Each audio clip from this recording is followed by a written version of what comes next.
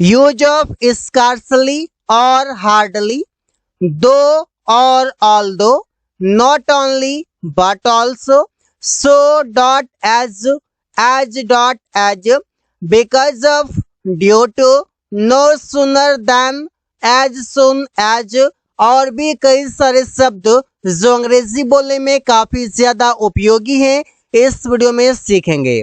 Use of scarcely और hardly, dot dot dot इसके बाद व्हेन प्रयोग करते हैं। अगर स्कार्सली और हार्डली प्रयोग करते हैं तो इसका मीनिंग होता है मुश्किल से ही की। इसका प्रयोग करने का तरीका होगा सेंटेंस के शुरू में हार्डली और स्कार्सली दोनों में से कोई प्रयोग करेंगे। इसके बाद आएगा हैड, सब्जेक्ट वर्ब आएगा वे थ्री में। इसके बाद व्हेन और व्हेन के बाद सब्जेक्ट और वे टू, मतलब ये पास्ट इंडेफिनिट का सेंटेंस आएगा। एग्जाम्पल देखते हैं। मुश्किल से उसने काम पूरा किया ही था कि दूसरा फाइल आ गया।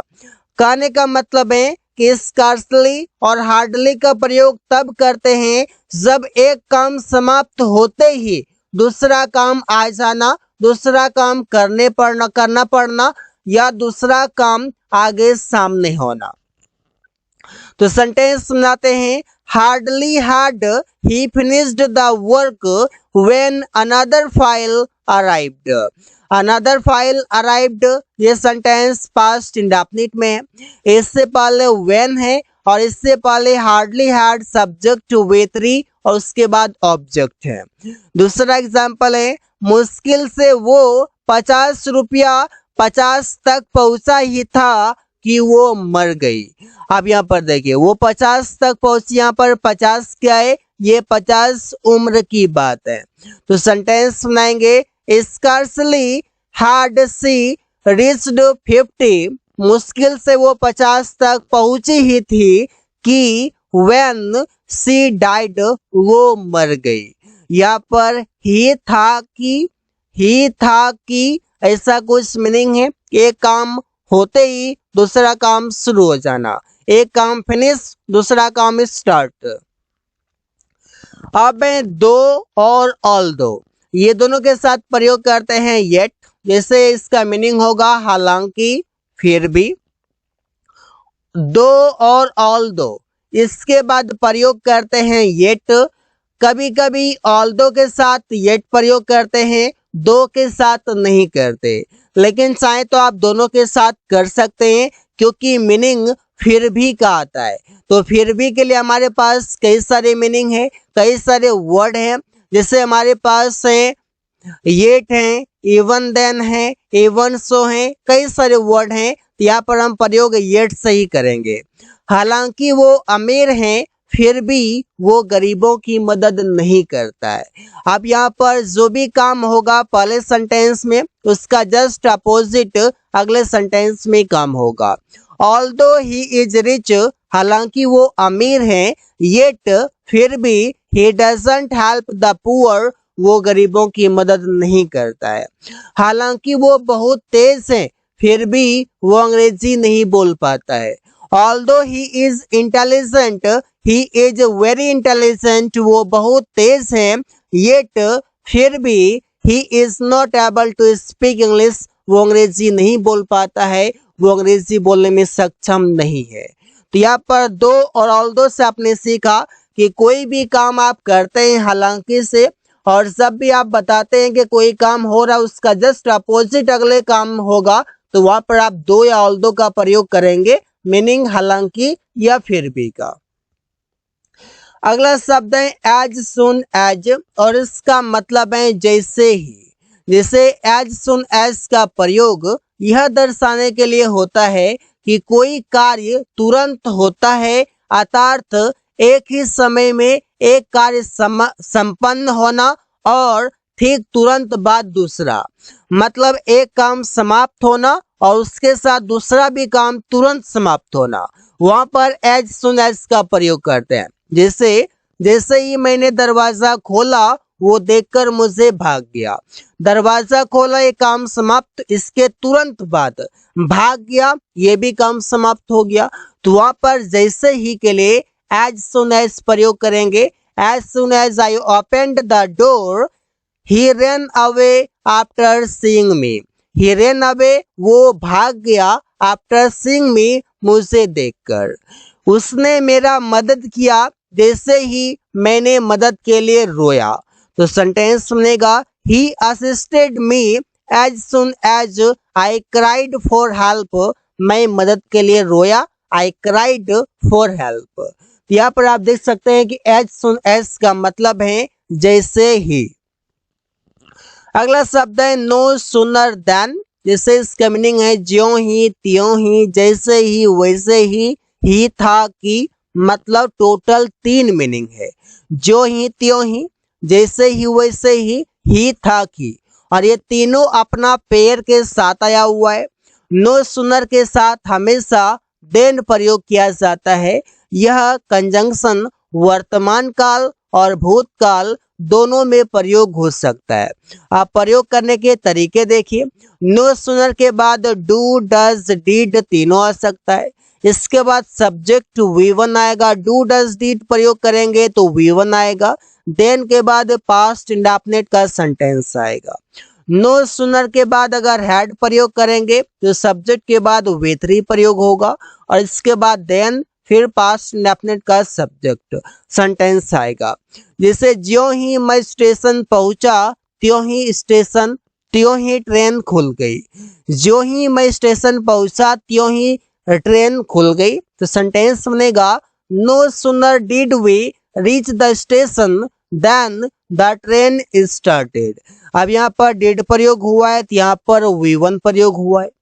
No sooner had we reached the station than the train started. यहाँ पर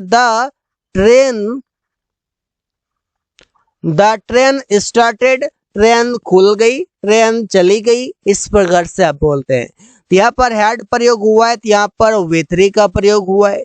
यहाँ पर डिड डू डज डिड कुछ भी प्रयोग होता तो यहाँ पर V1 लगाना होता। तो ये था सेंटेंस बनाने के कुछ रूल जो कि आपको याद रखने हैं, अन्यथा सेंटेंस इनकरेक्ट हो जाएंगे। नो सुनर देन, यहाँ पर देखिए मीनिंग है जैसे ही का। जैसे ही मैंने अपनी पढ़ाई पूरी की वैसे ही मुझे एक नौकरी मिल गई।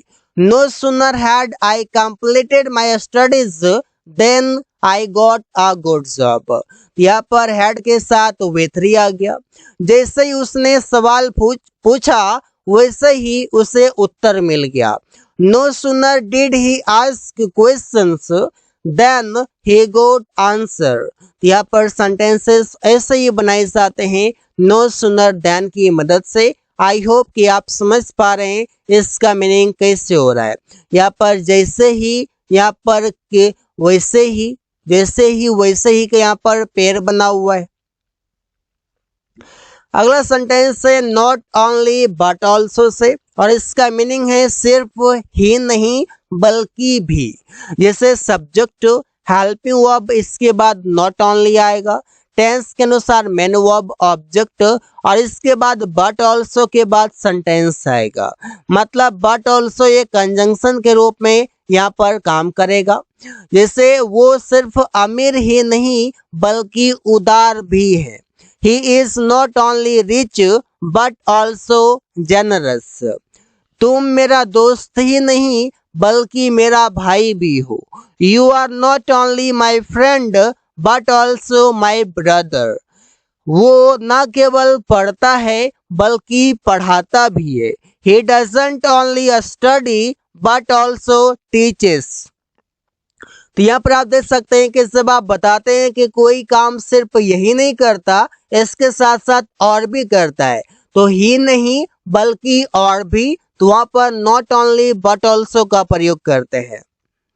बोथ एंड, ये दोनों का पेयर बना हुआ है। बोथ के साथ एंड का प्रयोग होता है, ना कि एज वेल एज का।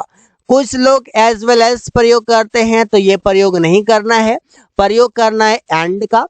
जैसे राहुल और रवि दोनों वहां उपस्थित थे। Both Rahul and Ravi were present there. यहाँ पर वर आएगा क्योंकि सब्जेक्ट प्लुरल है। पेरिया और अंजलि दोनों गाना गा रही थी। Both Priya and Anjali were singing a song. Aman और सुमन दोनों अंग्रेजी सीख रहे हैं। Both Aman and Suman are learning English. यहाँ पर आप देख सकते हैं कि बोथ और एंड का प्रयोग किस तरीके से हो रहा है। मीनिंग है यहाँ पर दोनों का, और ये तीनों सेंटेंसेस में दोनों शब्द आया हुआ है। सो डॉट एज और एज डॉट एज, इन दोनों का प्रयोग पॉजिटिव डिग्री में दो व्यक्तियों या वस्तुओं की तुलना के लिए किया जाता है। जैसे सो और एज का जो पेयर है, इसका प्रयोग नेगेटिव वाक्य में होता है। वो तुम्हारे जितना अच्छा है। She is as good as you, ये सेंटेंस पॉजिटिव है, इसमें प्रयोग होगा एज डॉट एज का। और वो तुम्हारे जितना अच्छा नहीं है। She is not as good as you होता, लेकिन यहाँ पर एज के जगह पर सो का प्रयोग हुआ है क्योंकि ये सेंटेंस नेगेटिव है। तो she is not as so good as you. She is not so good as you, वो तुम्हारे जितना अच्छा नहीं है। यहाँ पर कंपेयर कर रहे हैं, तुलना कर रहे हैं। बिकॉज ऑफ और ड्यू टू, ये दोनों का मतलब होता है के कारण। अंग्रेजी के कारण मुझे एक नौकरी मिला। Due to English I got a job. Mobile खरीदने के कारण उसने अंग्रेजी सीख पाया। Because of buying a phone he could learn English. Corona के कारण हम लोग घर पर बैठे हैं। Due to corona we are sitting at house. बारिश के कारण मैं ऑफिस नहीं जा पाया। तो सेंटेंस वहां पर बनाते हैं ड्यू टू रेन या due to the rain I could not go to office. तो यहाँ पर ड्यू टू लगाए या बिकॉज ऑफ लगाए, मीनिंग दोनों का आएगा के कारण, और इससे सेंटेंसेस बना सकते हैं। अगला है इधर डॉट और, इसका मीनिंग है या तो ये या तो वो, और इसका प्रयोग सेंटेंस में होता है एज ए कंजंक्शन। कंजंक्शन क्या करता है, ये जोड़ने का काम करता है, किसी वर्ड से वर्ड को, किसी फ्रेज से फ्रेज को, किसी सेंटेंस को सेंटेंस से, और किसी क्लाउज को क्लाउज से। और इसका मीनिंग है या तो ये या तो वो। या तो राहुल या तो सोहन ने खिड़की तोड़ा है।